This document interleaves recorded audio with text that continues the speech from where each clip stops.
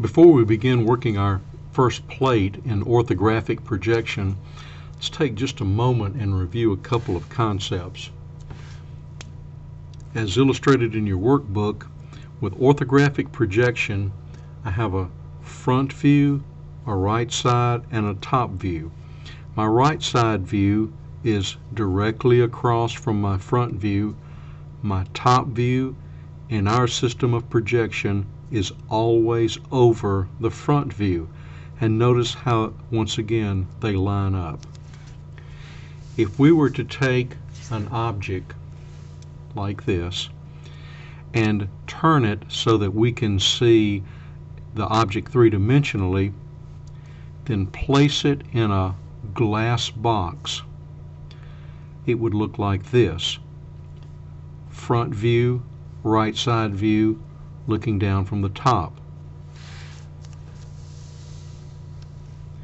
If we were to take those three surfaces that we see, the top, the front, and the right side, and project them to those glass box surfaces, we would have our top, front, and right side.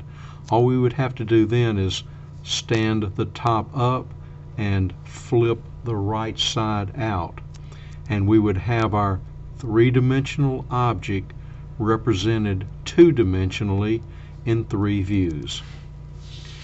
Now,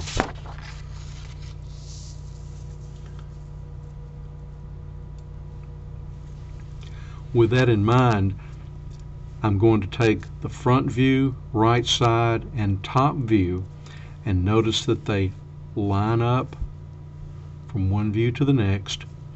And just to make sure that you see where these are coming from, front view has width and height. My right side view has height and depth.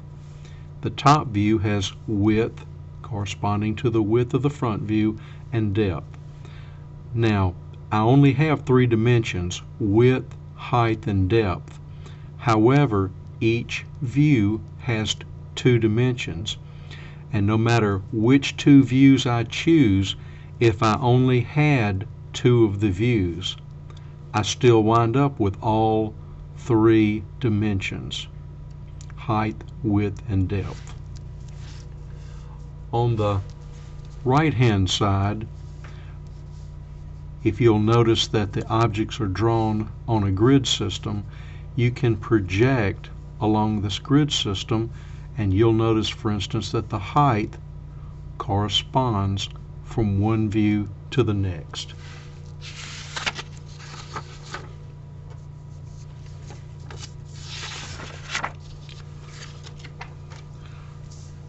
Let's talk for just a moment about cylinders and holes and how they're going to appear.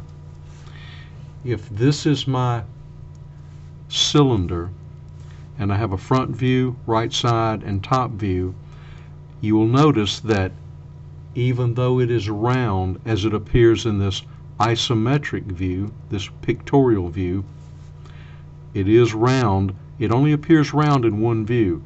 The other two views, it appears rectangular. If I go from a cylinder to a negative cylinder, which would be a hole, I've got a block with a hole in it. Notice that it appears round in one view, rectangular in the other two views. However, I'm drawing the outer edges of the hole here with hidden lines, and that represents the edge of the hole or the edge of the negative cylinder.